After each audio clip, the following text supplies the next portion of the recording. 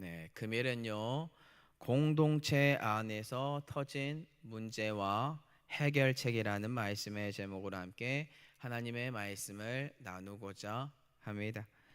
우리는 어제까지 느헤미야를 주축으로 성벽 재건하기 위하여 외부로부터 오는 대적들의 방해를 어떻게 이겨나가며 성취해가는 과정들을 배웠습니다. 오늘은 안타깝게도요, 외부의 적이 아니라 이스라엘 백성들 간의 고통 가운데 크게 부르짖으면서 형제인 유다 사람들을 원망하는 소리들이 터지기 시작합니다. 오늘 우리는 기도로 외부의 적을 이겼음에도 불구하고 이스라엘 백성들의 공동체 안에서 왜 이러한 문제들이 터졌는지에 관하여 함께 살펴보고 우리는 어떻게 해야 하는지에 관하여 적용점을 고민해 보는 시간을 가지도록 하겠습니다. 분명 어제 본문까지만 해도 이스라엘 백성들 자신들의 옷도 벗지 않고요, 물을 기르러 갈 때 병기를 잡고 하나가 되어 대적자들과 싸우는 모습을 우리는 보았습니다. 이 모습은 하나가 되지 않으면 절대로 불가능한 일이겠죠. 그런데 오늘 본문의 사람들은 어떠한가요? 크게 부르짖습니다. 그리고 그들의 형제인 유다 사람들 원망하기 시작하는데요. 금일 본문 1절입니다. 그때에 백성들이 그들의 아내와 함께 크게 부르짖어 그들의 형제인 유다 사람들을 원망하는데, 이스라엘 백성들 간에 하나가 되어 외부로부터 오는 적을 물리치고 성벽을 짓던 모습 이제 온데간데 없고요.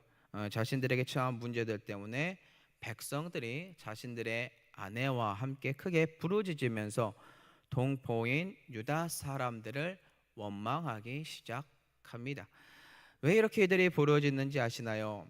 그 원인은 바로 그들이 처하고 있는 공동체의 문제점들 때문인데요. 어떤 문제점들이 그들에게 있습니까? 한번 그 문제점들을 다 같이 한번 먼저 살펴보도록 하겠습니다. 느헤미야 5장 2절에서 5절인데요. 네, 노란 글씨만 볼게요. 양식을 얻어먹고 살아야 하겠다 하고 이 흉년에 세금 그리고 우리 자녀를 종으로 파는도다. 지금 이스라엘 백성들의 공동체 안에 발생한 문제점들은 바로 이것입니다. 첫째는 식량난이고요. 둘째는 흉년이 들었고요. 셋째는요, 과중한 세금을 지금 걷고 있고요. 넷째는요, 빚에 의한 이제 빚을 졌어요. 자신의 자녀들을 종으로 팔아야 하는 인신매매, 이러한 문제점들이 발생하게 되었다라는 것입니다. 그럼 성도 여러분들에게 한번 질문 드려볼게요. 백성들이 크게 부르짖으면서 유다 사람들을 원망했다라고 하는데, 모든 성벽 재건에 힘썼던 이스라엘 백성들이 이러한 고통 속에서 신음하면서 원망했을까요? 모든 사람들이? 아니면 빈부격차에 의하여 부자들은 제외되고 가난한 백성들만 이러한 고통에 시달리면서 호소하고 있었을까요? 안타깝게도요, 금일 본문의 문제점들은요, 유다 사람들이 모두 다 겪고 있는 고통이 아니다라는 거예요. 귀족들과 민장들인 관리들은요, 호의호식하고 있어요. 가난한 사람들만 이러한 고통에 신음하고 호소하고 있다는 것이 큰 문제다라는 거예요. 부유한 이스라엘 백성들이 나서서 가난한 사람들 도와줌으로써 이러한 어려움 해결해 나가면 되는데, 오히려 반대로 부자들이 행동을 했다라는 거예요. 그들이 어떻게 행동했는지 이제 오늘 우리 알 수 있는데, 이러한 식량난, 흉년으로 허덕이고 있는 동포 우리 민족들에게 오히려 높은 이자를 취하고요, 동포의 자녀들을 종으로 사오는 사건들이 발생하게 돼요. 한번 생각해 보시기 바랍니다. 어제까지만 해도요, 같은 위치에 있던 존재했던 나의 마을 주민 사람들의 딸 그리고 아들, 그들이 오늘날 나에게 빌린 돈 때문에 우리 집에 와서 종살이한다, 식모살이한다. 이게 얼마나 참담한 현실인가요? 그럼 오늘 본문의 사람들에게 묻고 싶은 게 있어요. 정말로 그들을 종으로 삼고 그들의 밭과 포도원을 뺏어오는 게 하나님의 뜻인가? 그들에게 묻고 싶습니다. 질문하고 싶습니다. 이 질문의 답은 이러한 행동은 하나님의 뜻이 아니다라는 것이겠죠. 이들은 지금 하나님의 은혜 가운데 느헤미야를 중심으로 3차 포로 귀환으로 돌아와 하나님의 뜻하심 속에서요, 성벽을 짓고 하나님 중심, 성전 중심으로 살아가야 하는 존재들입니다. 그러한 존재들이 하나님의 말씀 지키고 있다? 아니요. 그들은 오히려 하나님의 말씀에 위배된 삶을 살고 있다라는 것인데요.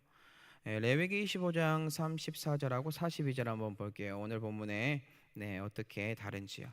그러나 그들의 성읍 주위에 있는 들판은 그들의 영원한 소유지이니 팔지 못할지니라. 그들은 내가 애굽 땅에서 인도하여 낸 내 종들이니 종으로 팔지 말 것이라. 하나님께서 포로 귀환 이전에 주신 말씀 살펴보면요, 그들의 소유지 팔지 못할 것이다 라고 해요. 또 그들을 종으로 팔지 말라고 알려줍니다. 그런데 그들은 이미 하나님의 말씀을 어기고 있고 그들의 소유를 저당 잡아 팔리게 하고 있고, 같은 민족에게 빌린 돈 갚지 못하니까 빼앗아요. 더 나아가 사랑하는 내 아들 딸들 종이 되어 버리는 일들을 만들어가고 있다라는 거예요. 이 일에 누가 지금 앞장서서 행하고 있다고요? 동포이면서 부자인 상류 계층의 사람들입니다. 이들이 오히려 이러한 일에 개혁하고자 나서야 하는데 가난한 사람들을 도와주기 위하여 을을 나타낸 것이 아니라 오히려 자신들의 배를 채워가는데 동포들을 이용하고 그들에게 지옥의 삶이 임한 것처럼 처절한 고통 속으로 그들을 끌고 가고 있다라는 것입니다. 그렇기 때문에 오늘 이스라엘 백성들과 그의 아내들이 함께 크게 부르짖으면서요, 그들의 형제인 유다 사람들을 원망하게 된 것입니다. 아주 비참한 현실이 임하게 된 것이죠. 내부의 공동체 안에 문제가 터지고 만 겁니다.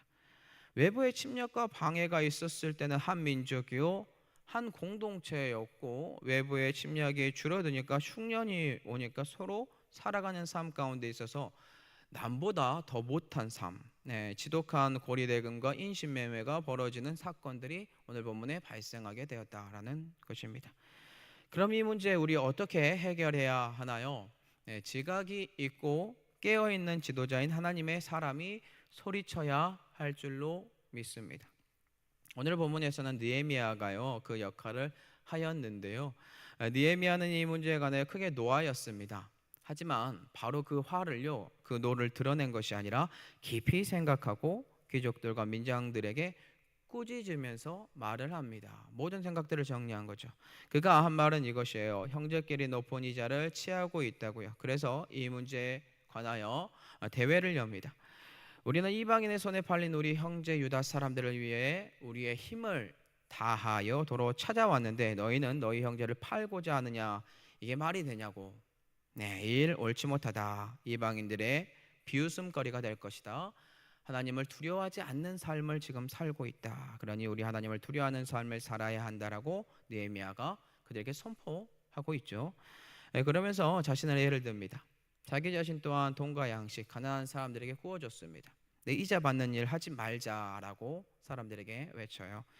그러면서 말하기를 오늘이라도 그들의 밭과 포도원, 감람원과 집 그들에게 돌려주자고, 당장 돌려두자고, 너희가 구워준 돈, 양식, 새 포도주나 기름 빌려주고 받은 이자 그것도 돌려주라고 해요. 예, 그들의 느헤미야 말한 대로 행하여 돌려보내고요, 그들에게 아무것도 요구하지 아니합니다.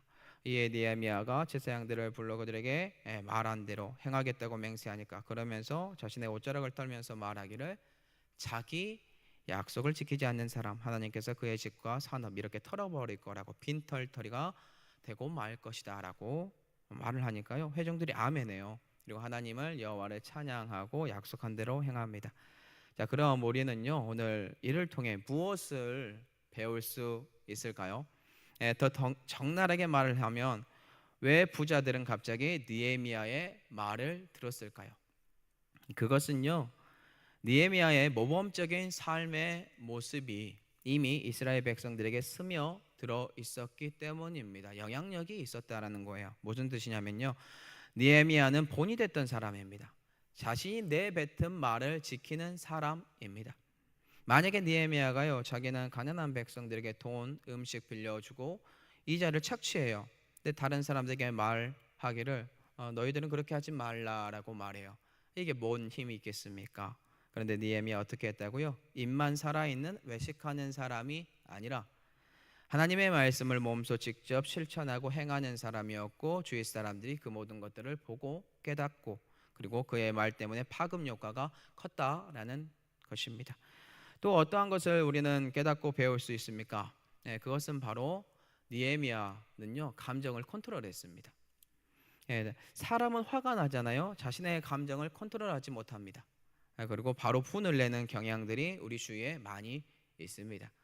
하지만 오늘 본문의 느헤미야 어떠한가요? 자신의 감정을 컨트롤하고 깊이 생각한 다음에 상대방이 수긍할 수 있도록 정리해요. 이성적으로 정리된 말을 합니다. 느헤미야 5장 6절에서 7절인데요. 내가 백성의 부르짖음과 이런 말을 듣고 크게 노하였으나 깊이 생각하고.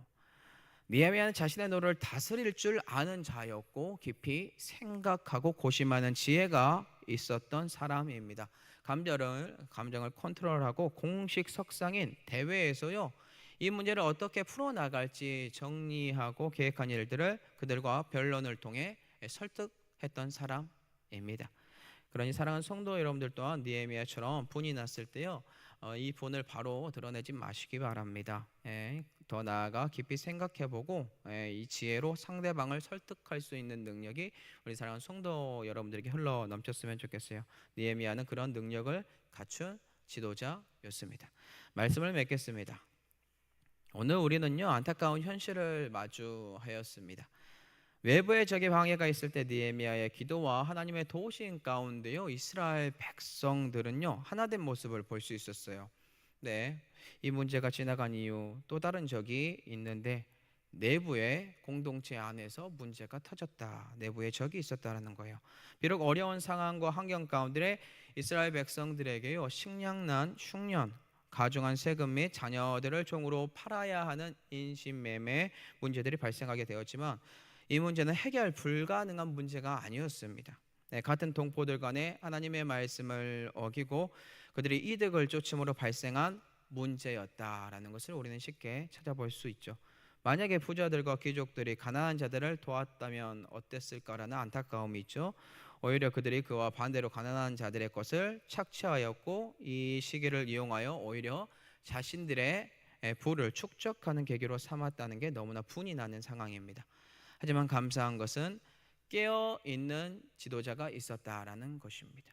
그 사람은 느헤미야였으며 그의 참된 지혜 가운데서 분을 삼키고 깊이 생각하고 냉철한 이성 가운데 부자들을 설득한 언변과 실제로 말만 하는 외식하는 지도자가 아니라 자기 자신부터 실천하는 지도자가 느헤미야였다라는 것이며, 더욱더 사람들이 존중하고 그의 말에 따른 것에 우리는 새삼 지도자의 위치를 다시 한번 생각해 보게 됩니다.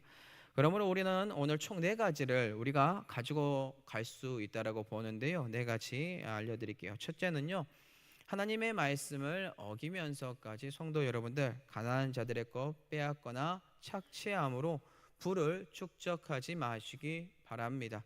둘째는요, 어려운 이웃이 있습니까? 오히려 우리의 것을 나눠줌으로 도와주는 성도 여러분들이 되시기 바랍니다.